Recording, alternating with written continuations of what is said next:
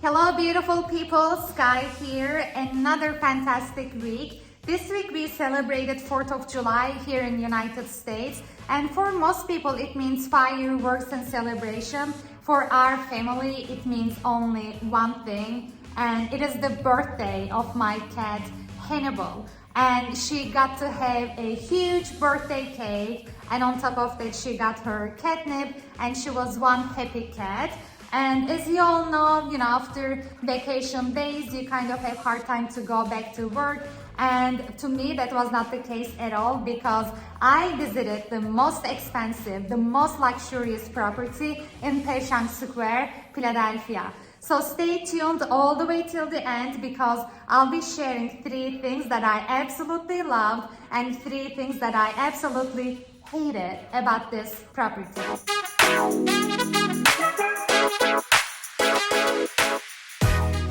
Passyunk Square has this old-fashioned and trendy feel into it, and the neighborhood as we know it today began to form its identity in the 20th century as Italian immigrants moved en masse, and they opened up shops and eateries. And in the early 2000s, the younger generation, they moved into the area thanks to low rent, and this became a red hot spot. And I saw a lot of Gen X and millennials during my walk. I saw a lot of new construction. Some of them were distressed properties, some of them were brand new, and I saw a lot of old charm Trinity style row houses. And this neighborhood definitely has that liberal, that hippie, hipster, activist feel into it, and it almost reminds me of the Lower East Side in Manhattan or Haight-Ashbury in San Francisco. And I never saw these many wall art in a short long distance, and I couldn't capture them all. So let me know down in comment section if you want me to do a different video on murals. And another thing that was surprising is most of the food and wine bar places were crowded, but I didn't see long lines, unlike other neighborhoods in Philadelphia. And you'll have a lot of options to dine and wine here. And one thing that was a big plus is this hoagie place is, world's famous hoagie sandwich shop, which was, always exciting to see. Another thing, this huge Vietnamese mall, I had to search afterwards. This actually turns out to be an area called Little Saigon, and they have the largest Vietnamese population here in the East Coast. So overall, I would say this is a very walkable neighborhood, and the walk score is going to be 98 out of 100. At the same time, street parking is going to be an issue because it's very limited.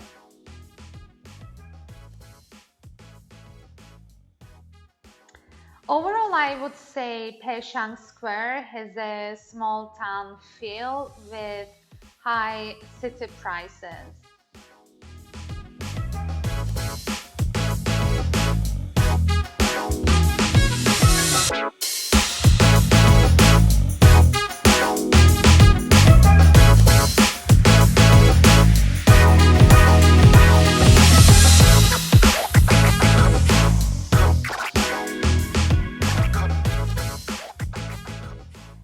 First step in, and this house has a new construction smell because it is just built in. And I'm impressed how big the powder room and the garage is, and how conveniently it is located at the main entrance.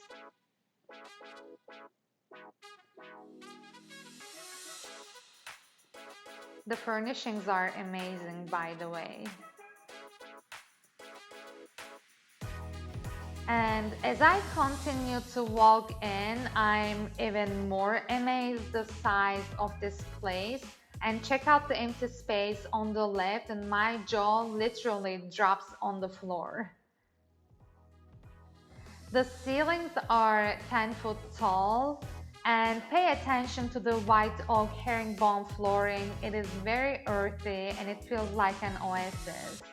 And this place is so big, you can have any kind of configuration.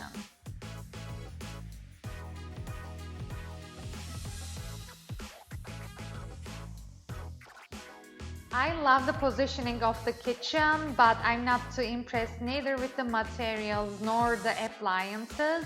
The slim shaker door style cabinets make this kitchen look clean and sophisticated. It is perfect if you want to have something a bit more detailed than just a flat slab door.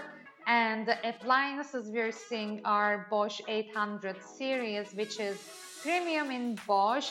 I would prefer to have Miele. It costs more than Bosch. At the same time, they are the highest quality. They last twice the long.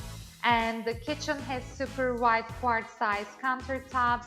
Again, I would love to see Calacata marble in here. And if it were cars, the marble would be top of the line luxury.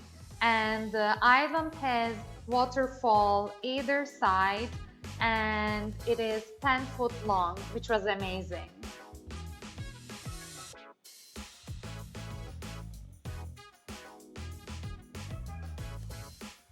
The patio is an extension of the main living space and is huge as well, perfect for anyone who has been craving outdoors since the pandemic. We are now on the second floor, and this is the first ensuite bedroom, and it is facing the patio downstairs. Check out this amazing bathroom. It was very nice.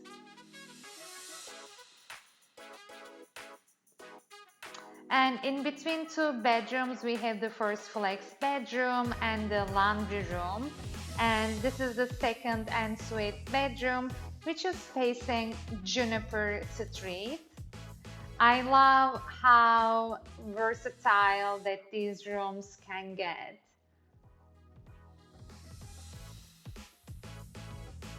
And especially this flex room, I would definitely make this my she cave.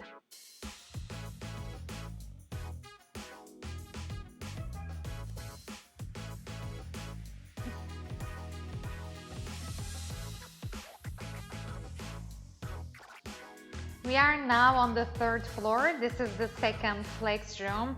We see the wet bar, the wine fridge, the powder room, and the glass patio slider that leads out to the private terrace. This is perfect for your morning coffee or late night cab.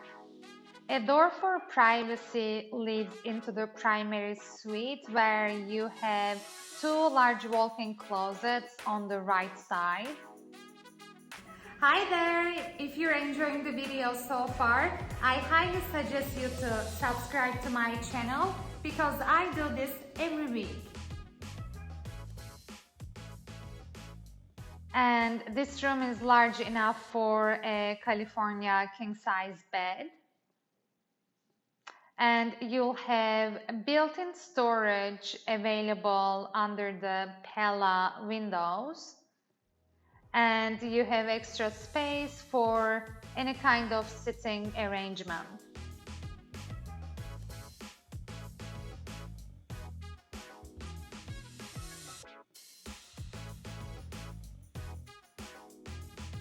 We have the 72-inch double sink vanity, and the sun tube in the bathroom provides plenty of light in the day without needing to having turned the lights on. And I love the freestanding soaking tub. I wouldn't regret to have a bath in here for sure.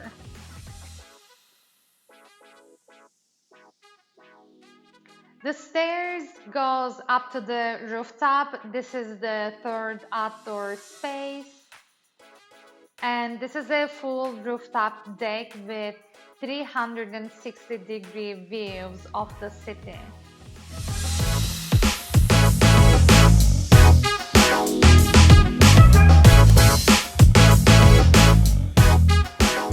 Time for sky review.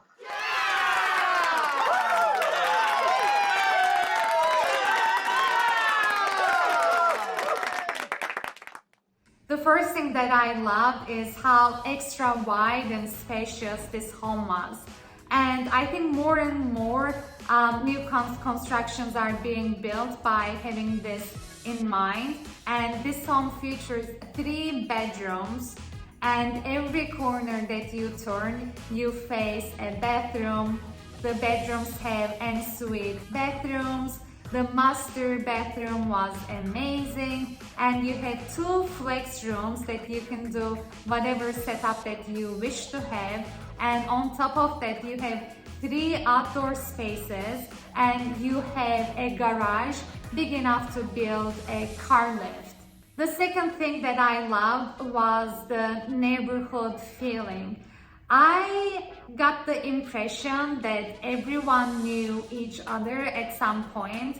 As I was getting my coffee in the coffee shop, I saw customers chatting with each other, customers chatting with the barista, asking how their 4th of July was. And to me, it was surprising because it looked like everyone knew each other personally. And the same thing happened as I was walking at the dog park. I saw people were being very friendly with each other. Even the dogs, they seemed like they knew each other. And I saw a lot of people walking with their strollers. I saw a lot of kids playing outside. And overall, to me, it felt like a small town that everyone was being friendly to each other and everyone knew each other. The third thing that I loved is the whole atmosphere of this house and how it made me feel. The minute that I stepped inside, I was impressed already, and it kind of reminded me of the days that I used to live in California, and maybe of the times that we take a vacation at the shore. It felt like a summer house, and it didn't feel like we are in a bustling city, Philadelphia. And if I were to live in this house, I would feel like it would be staycation all day, every day. The first thing that I hated is that this property is the most expensive property in the whole neighborhood. The closest property that is sold back in January, it sold for $850,000. Now, some people might be wondering what is so bad about having the most luxurious and most beautiful property in the whole neighborhood. And let's face it, sometimes you might want to have the best. And if you can justify that financially, and if you want to come home to the perfect house where you don't want to deal with any kind of renovations, any kind of repairs, this might be a good fit for you. Or if you think that you might not be able to find the features that this property provides, if you can justify that financially, and if you can say, I can purchase this house, I'm able and willing, this might be the right fit for you. At the same time, me personally, I've seen a lot of people that they don't actually realize come that time that their circumstances change, that maybe they want to upsize, God forbid, maybe they lose their job, maybe they are getting a divorce. Now they are facing the fact that they actually have to sell this house, and they are lowering their chances of finding the perfect buyer. And at the same time, purchasing an average house, let's say for this neighborhood is $400,000, you're going to get your investment return much faster compared to this property. So come that time that you decide to sell, you might not actually get a higher return on your investment. The second thing that I hated is that the property has not 1, not 2, but 3 different funeral homes within walking distance. Now you might be wondering, Sky, why is it so bad? And for me personally, I'm a very empathetic person. So if I see someone cry, if I see someone stressed, if I see someone is just not having a good day, I just pick up on that energy and I carry it out with me. That's why I get to meditate every day and, listen upbeat songs and have, you know, good personal space. And I know that if I see people said leaving the funeral home, I know that it is going to affect me personally a lot. This might be a controversial negative, so let me know in comment section if I'm being ridiculous. The third thing that I hated is I saw garbage everywhere. Now it might have been a garbage day, I'm not sure, but I've seen debris of garbage that just piles, you know how they look over time at the street corners, on the, you know, sidewalks. And if I were to pay 1.3 million for the most luxurious property, I would expect to have a clean street. This is the end of this video, and if you enjoyed watching me touring this property and sharing my opinion, I highly suggest you to subscribe to my channel and give me a like, because I'm here for you every week.